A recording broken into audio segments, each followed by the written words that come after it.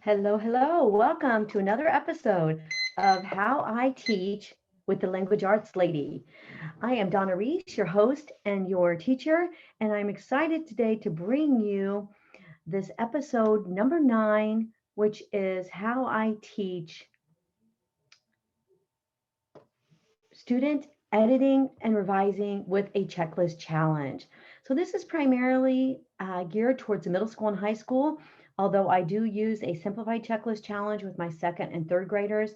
My fourth graders definitely use a full checklist challenge, all the way up to my high schoolers. My highest students this semester are writing a 24 paragraph research report, and they will have a 24 paragraph checklist challenge. So, anyway, a few housekeeping things. First of all, welcome to the episode. If you're new here, I'm so excited to have you. I do teach all of my methods. That is what How I Teach is all about. And I am Donna Reich, a homeschool veteran of 32 years and a curriculum author of 20 years. And I've written over 120 curriculum books totaling over 50,000 pages. And so I am just getting those out to teachers, to homeschoolers, to tutors, to co op leaders, all the methodology behind those with How I Teach. And what you see before you on the screen, if you are watching the video, is the teacher's notebook pages. So I want to tell you, give you a little housekeeping here, first of all. So, How I Teach is available in two formats. It's available as a video cast with a PowerPoint that I'm going to be teaching from today in just a moment. And it's available as a podcast episode, an audio from your favorite podcast platform. The Regardless of whether you watch the video with the PowerPoint, which is for today's episode really optimal because it's such a visual episode, but regardless of how you consume it, everybody has access to this amazing notebook. Every week there is a new one available, and it's completely free. It has excerpts from the publication, the product that I'm teaching from, that you can print off and use. And then it also has a completely free lesson for you to use. And there that is this time, that you can print off and use with your students. So 30 minutes from now, when this episode is over, if you have your teacher's notebook, episode sheets for episode number 9, you will be ready to teach the checklist challenge, and you will have a free checklist challenge. So every episode has a teacher's notebook, and you can get it at languageartsladyblog.com. So without further ado, I'm going to head into the PowerPoint. The PowerPoint is this booklet that I'm showing you, the free booklet that you get. It is the free booklet in half page form. So obviously a booklet is portrait shaped, so to speak, and a PowerPoint is landscape. So the PowerPoint has the half pages.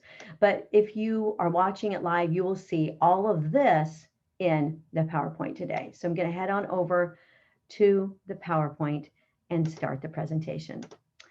Let me go right here to from beginning, and here we go.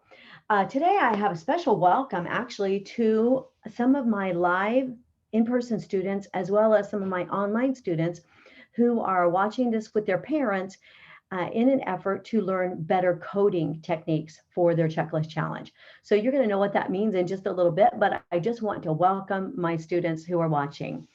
So this, as I said, is student editing and revising with the checklist challenge, basically fourth grade through 12th grade. And it is multi-level in that they have more or less of the checklist challenge to do based on their level and based on the length of their paper. So I'm going to hop all the way back to the sample checklist challenge. And it says at the top, checklist challenge for character essay. And I'm going to give you the rundown on what a checklist challenge is. Checklist challenge is a tool that I've created for my books, and it falls after 98% of the writing projects. There'll be an occasional writing project in one of my books that's like a very, very short story that they add their metaphors and their similes and their alliterations and their onomatopoeia. They do that as they write.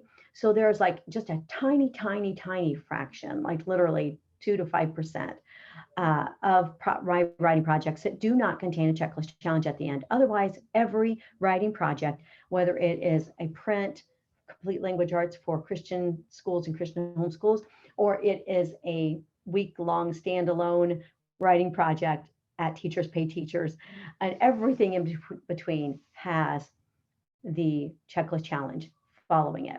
All right, and so the checklist challenge chart looks like this. So I'm going to walk you through it before I show you how students make the checklist challenge changes. So the checklist challenge is a tool that is used following every writing project to revise and edit student papers. It is an unambiguous, not non-vague, very measurable tool. And that's one of the things that I love the most about it, because students know when they have done it correctly, and the grader and the teacher know when they've done it correctly. So because I have so many writing students online and in person, I have a grader who checks checklist challenges first and scores them. And then they come to me for edits and comments and final scoring. So when I refer to the grader, that's what I'm referring to. So the beauty of the checklist challenge is really multifaceted for students as well as for teachers. So let me just go back and show you a sample paper. We're going to walk through this in just a little bit, but this is a sample paper, and it says at the top, a beast, a beauty, a hunter, and an inventor. So that is the title, and it is coded. And that is one of the beauties of the checklist challenge. It's coded by circling the title. So the benefits to the student for a checklist challenge are varied. In previous episodes, I described how I use a teach, practice, apply method in my programs and in my teaching. And so let's take this. I'm on a beauty, a beast, a hunter, and an inventor, the top paragraph. And let's look at that blue box there. In an attempt to accomplish this, all right, that is a sentence opener. And so the student has already had lessons, the teaching portion, many, many lessons on sentence openers. And they are taught when to put commas and how they have to be put with a real sentence in order to be used. They have all of the grammar surrounding that sentence opener. So they've had lessons on sentence openers. So that is the teach portion. They had practice on the sentence opener. So that means that they had an opportunity to add sentence openers to practice sentences. They had opportunities to find sentence openers in practice sentences. They had opportunities to add complete sentences to sentence openers in sentence practice. So that is the T and the P, the teach and the practice. And the checklist challenge is the apply. So in other words, you have been taught this, you have practiced this, and now you need to apply it. And when it comes to grammar and writing and marrying the two, we usually have a huge no, the word just left me. We usually have a huge issue with marrying the two. It's not connected. There is a disconnect between the teach and the practice and then the apply. The checklist challenge solves this problem beautifully, because after they've had those grammar lessons, after they've had the practice of those, then they're ready to apply them. So for students, it is taking that process all the way through. The second thing that it does for students is it provides a non-vague mechanism. So rather than just say, add some adverbs, add some adjectives, be sure you put some openers in, we have a mechanism for them to do that. And that is the checklist challenge. So I'm going back to the chart. I'm going to teach you everything the chart contains, because you get a free chart with this week's Hit How I Teach episode, and you can print it off multiple times and use it. And as I mentioned before, every writing book that you either get for free from me or that you purchase from me has a checklist challenge following it. All right, so the checklist challenge is a challenging checklist of tasks that students do. As I said, it gives them the teach, practice, apply, and it gives them the lack of vagueness that sometimes comes from just having a chart where they just put a check mark and you're not really sure if they've added those elements or not. And they're not even really sure if they've added those elements or not. And so it, really solves that problem too. So the chart looks like this. And at the top, it has a little guide, determine which check boxes apply to your level. And that is just basically based on how many paragraphs they've written. So for this particular assignment, everybody, that's all, everybody did 3 paragraphs. That's why there are 3 all boxes.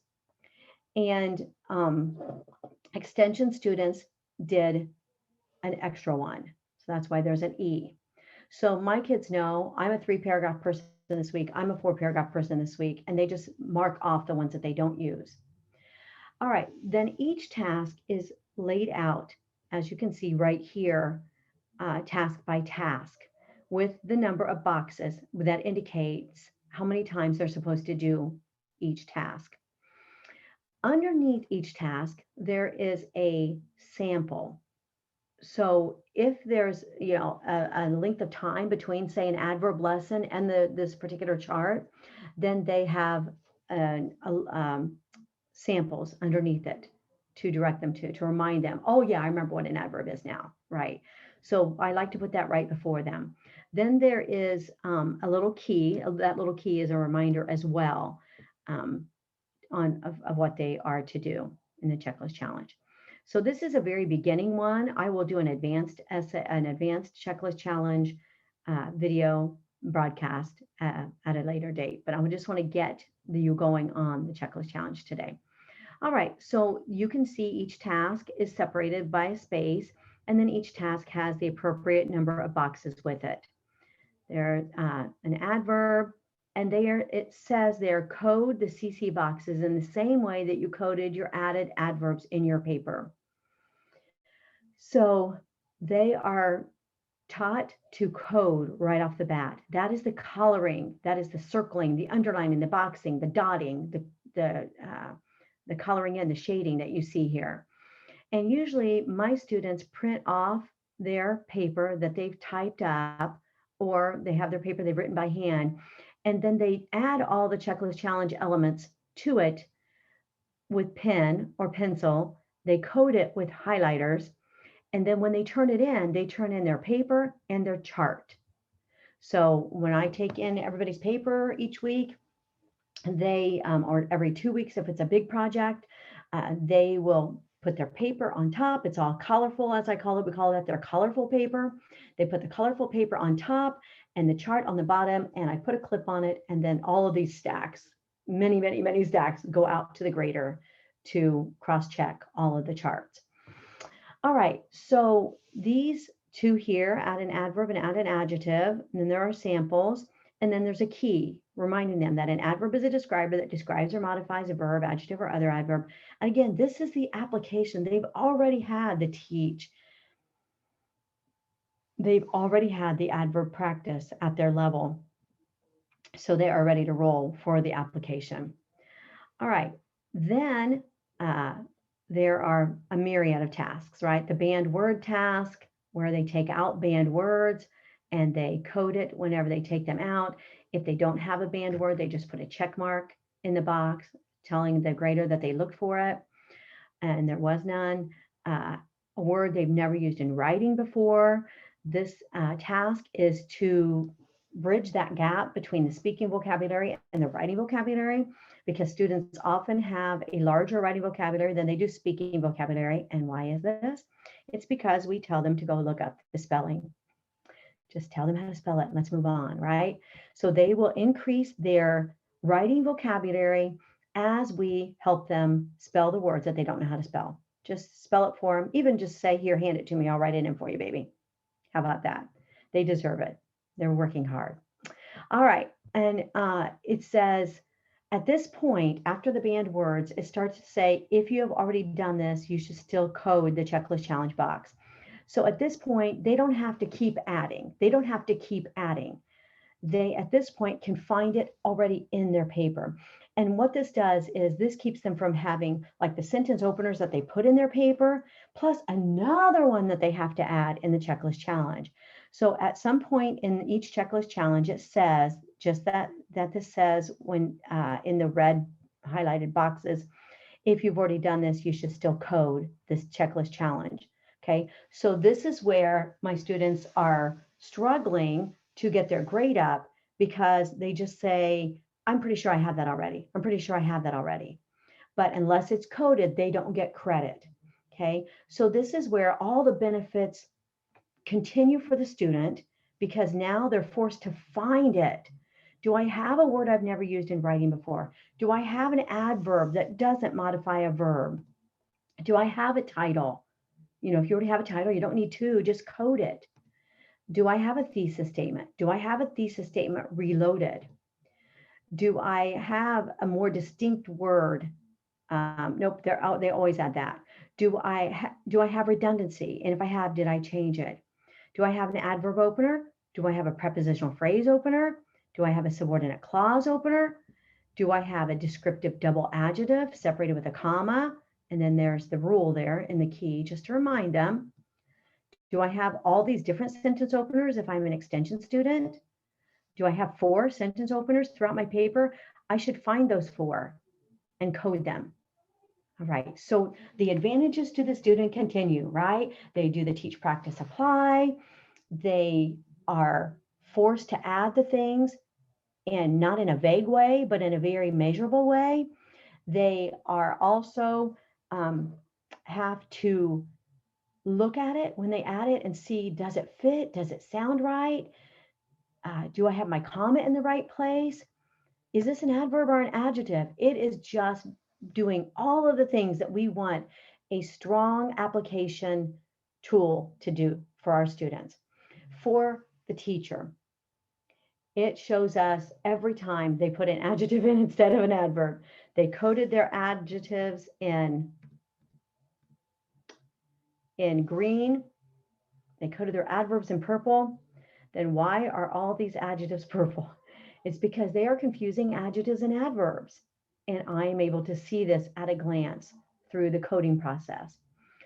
It also gives the teacher the ability to grade well and to grade in a non-vague way, right? Like I mentioned before. So my grader or I will put the student's paper on our dominant side. So for me, I'll put the student paper that looks like this gorgeous, colorful paper, as we call it. We call this the colorful paper. I will put the colorful paper on my right. I will put their chart right here on the left, and I go through. The first task is to read their composition to an older sibling or their teacher, and I assume they did that. That's a non-graded task. Then the next one is circle each verb with a light colored highlighter, and I can see on my left that they've circled their boxes in yellow, so all their verbs should be circled in yellow. So I go through paragraph 1, yep, they did it. I go through paragraph 2, yep, they did it. I go through paragraph 3, yep, they did it. I go through paragraph 4, yep, they did it. And they get 4 pluses. That means that they did all 4. If they did 2, they get plus, plus, minus, minus, whatever it might be. And this is just, and then my grader or I add it all up and we just make a fraction out of it. Mathematical mama here. Okay, not really. Okay, and so then I go and I go back to the front of the chart again, go back to the front of the paper again, and I go change one of the boring verbs in each paragraph to a strong verb. Their new verbs are highlighted in orange. Okay, first paragraph, orange verb. Yes, there it is, transformed. Second one, yes, set out was changed to embarked. Third one, yes, led is changed to convinced. Next one, found, is changed to discovered. Boom. Plus, plus, plus, plus. Next one, add an adverb to each paragraph. This is done in purple. Going to come back to the beginning of the paper. Had arrogantly refused. Yep, that sounds right. Spelled correctly. Highlighted in purple. Good job. Lived contentedly with her father. Ooh, I like that placement. I might even write a little note. Good placement. Or love this adverb, right? Ooh, I love to give positive feedback to my students. Um, immediately grew jealous. Okay, immediately grew jealous. So, yep, there it is, two. And he gratefully took refuge. Yep, good, good, good. Great job, my sweet, sweet student. All right, the next one down is add one descriptive adjective to each paragraph. That's highlighted in green. I'm going to go back to the paper. Here I go. Beautiful girl. Good job. Ooh, beautiful is hard to spell. B-E-A-U. Yep, they did it. Good job. If not, I'll just put SP beside it and they will go fix it. Sometime I'll do a lesson on using proofreader's marks too. And I have a free proofreader's marks page for you that you can use with your students. A hideous beast. Ooh, good one. I might put exclamation points around that, or a wowsy wow wow. The repulsive beast. Excellent. Brave daughter. You did it. Good job. Next one, for the banned words, see if you have any. Looks like these are highlighted in yellow. So I'm going to come back into the paper and I'm going to look for the yellows. Unfortunately, it's not as clear on the screen as it is on their paper. So let me see if I can find it for you. Okay, found. Found was taken out. It's banned and they had to put discovered. The next paragraph, found is taken out and located is put in. The next paragraph, became is removed and grew is put in. And look and search. Good job. This is a perfect checklist challenge. Zach is in college and he is a genius. So there you go. Love my assistant. Okay. So the next one says add one word you have never used in writing before.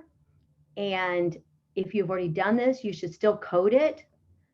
All right. So they might already have these, right? If you've already done it, you just code it. You find it anyway, right? I want you to know that you've done it. I want you to see what you've done. Now, the chances of Zach having a word in here they've never used in writing before is very slim. So he has grotesque, a grotesque beast right there. He has eerie, palace. That's a word he's never used in writing before, he thinks. And agitated people, word he's never used in writing, and mysterious castle. So kids can sometimes get hung up on this. I don't know if I used it before. What if I cheat? You're not going to be cheating if you go after a word that you don't think you've used in writing before. Just go ahead and do it. And like I said before, tell the little angels how to spell it. Here we go. Add an adverb that does not modify a verb. All right, circled in blue. Guess what? We have learned about adverbs. We have learned the positions of adverbs. We have learned the things that adverbs modify. We have learned where they fall in sentences. We have learned adverb openers. And we have learned adverbs that are ly and adverbs that are not ly. And we have learned adverbs that do not modify a verb, which are strong ones to use, right? So we're going to come back and look for a circled in blue one. Here we go. And actually, this seems like it takes a lot longer, but my grader, it depends on the level, but when he has a checklist challenge and an editing project for each paper, it's usually about 15 minutes if it's a high school, or maybe 10 minutes if it's an elementary student per paper. So it's not as long as it sounds. Like once you get onto this, you will just literally have the student paper on your right, the chart on their left, plus, plus, plus, plus, plus, plus, plus, plus, plus. Oh, wait a minute. You said you highlighted this and added it in purple, but I don't see anywhere where this is. Unfortunately, that happens sometimes. Sometimes students are dishonest, and the checklist challenge helps me to locate that dishonesty and to try to turn that around. Because just from a character training standpoint, and having taught parenting seminars for a long time and raising 7 kids at home for 35 years, I can say that I really, really want to find deceit and help kids turn that around. And the checklist challenge helps me do that, right? Because it's so unambiguous. And so I can say, you know what, you said you did this in purple, but there's not a purple. You said you did this in green, but there's not a green in your paper, and just really help them come to grips with honesty and with deceitfulness. And so non-vague tools will help your students, keep them accountable, and help them with dishonesty as well sometimes. Okay, so I can't remember what I'm looking for. I think it was it was an adverb that didn't modify a verb, and I think it was dark purple. I see the light purples. Wait a minute, let me go back.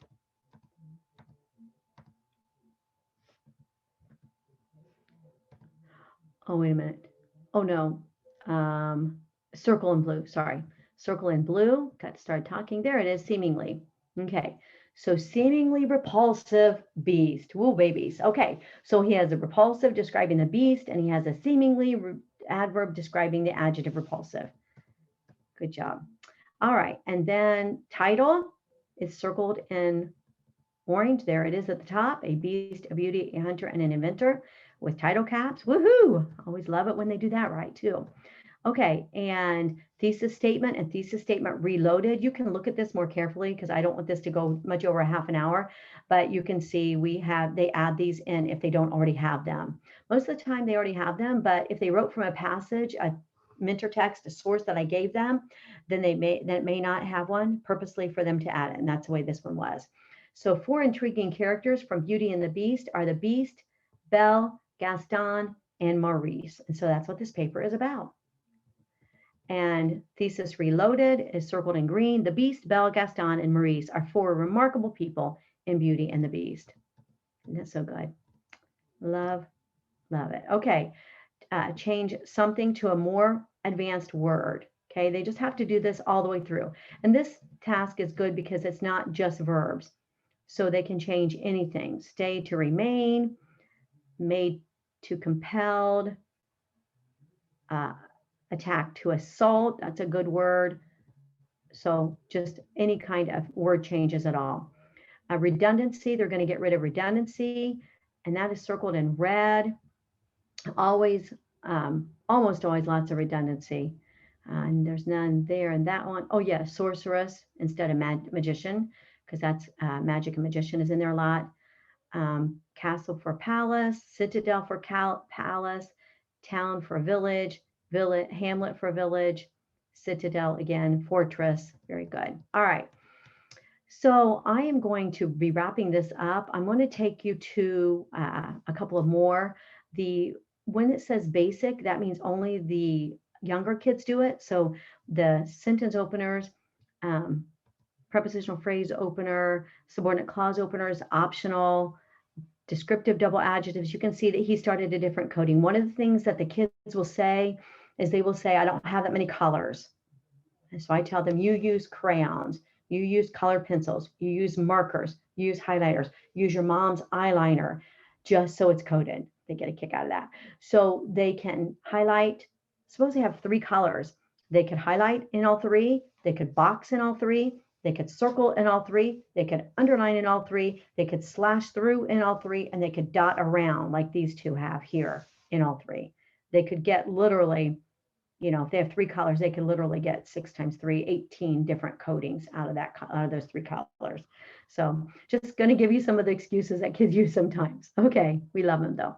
All right, so then the sentence openers, this is for extension students only because they've had all of the sentence openers so far. And so you can see those tremendous sentence openers that were added within a short time because of his envy as they acquainted themselves with each other in an attempt to accomplish this. They have had every lesson imaginable for sentence openers by now. All right, and then they have their final copy. So then after they get their paper back from me, and it has their score on it, and their score is based on those total numbers of revisions that were done and coded. So after they get that back, and the editor and I have also edited their paper. So what we do is we use proofreaders marks to go through and edit their paper and help them find mistakes.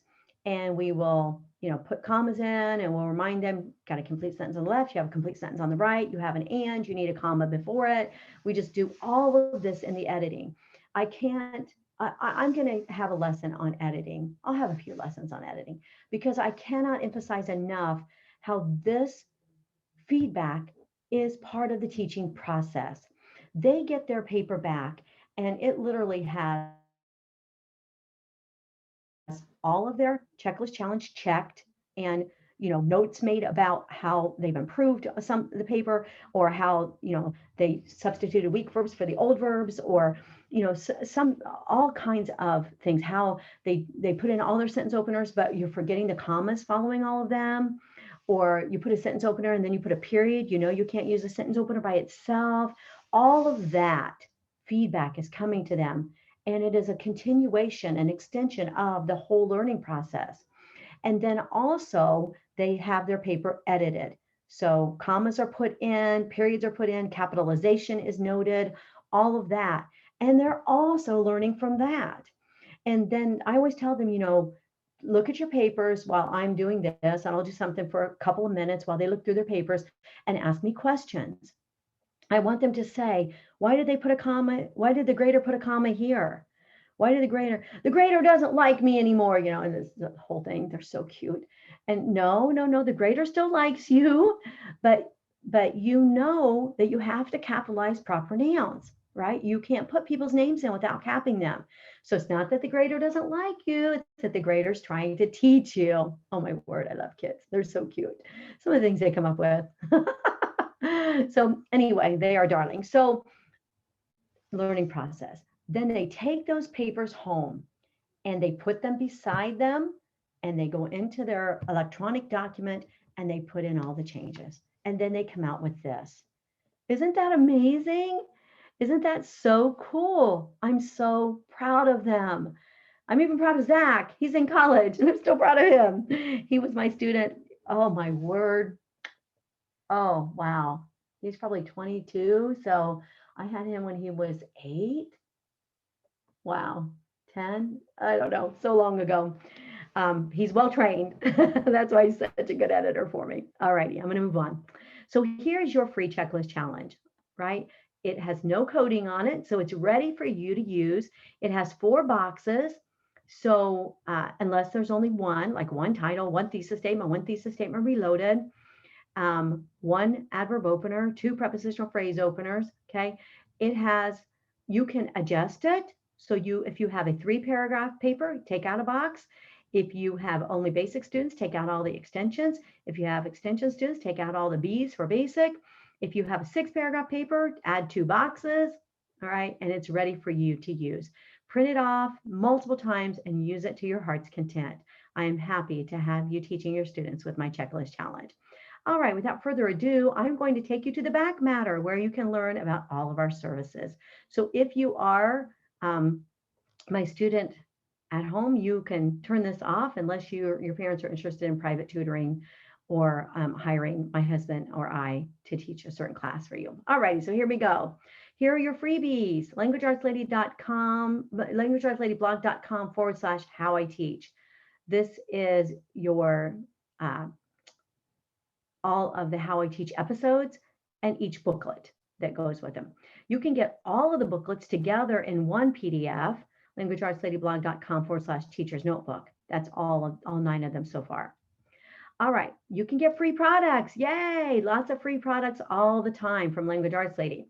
So these are free products that have checklist challenges in them. One is how to complete the checklist challenge, a different lesson besides the Beauty and the Beast one. And it takes each element 1 page at a time. So it's a very detailed lesson on how to complete the checklist challenge. And then some other freebies, Beauty and the Beast, Mowgli, Peter Pan, that have checklist challenges in them. And then here are some lessons that have how-to. So the Write for Month tools and tricks, they have all of these how-to lessons in them at different levels, level 1, level 2, level 3, level 4, level 5. These are some that you can purchase, digital products. All of these have checklist challenges in them. These are all 1-month books that have checklist challenges in them, lots of them. And then these are the one semester books. These are all the ones that have the how-to checklist challenge lessons. And let's talk about what we can do for you here at Character Inc. and Language Arts Lady. My husband and I have a tutoring service, a tutoring business, a teaching business. We do half-day homeschooling for students in the area. We do create a class online and in person where you can actually just create your own class, gather a few students, and we'll be ready for you. Hire a teacher. If you just want a teacher to teach one subject for you, one subject to one of your students, you can hire one of us for a private teaching for just one subject. And we will decide how many times a week to meet online or meet live. This is a new option that we've just added in the last couple of years. It's really, really grown. So we have had students, maybe they're in chemistry, and their parents are like, you know what, we want you to do his algebra 2 as well. And so we'll just do that student's algebra 2 privately. Private tutoring, this can be remediation, or it can be homework help. So we have up to 4 hours a week per student available. Many people just do 1 hour a week. It depends on whether they're doing like the hire a teacher where it's a full class, or they are doing remediation, like reading remediation. My master's work is in reading specialist. My husband is trained in Orton Gillingham, dyslexia, reading teaching. So we have you covered. So there you go. All right. Thank you so much for joining me for this episode of How I Teach. I will be back next week with more of my methods and my tricks and my techniques. So thanks again. It's been a pleasure having you for How I Teach.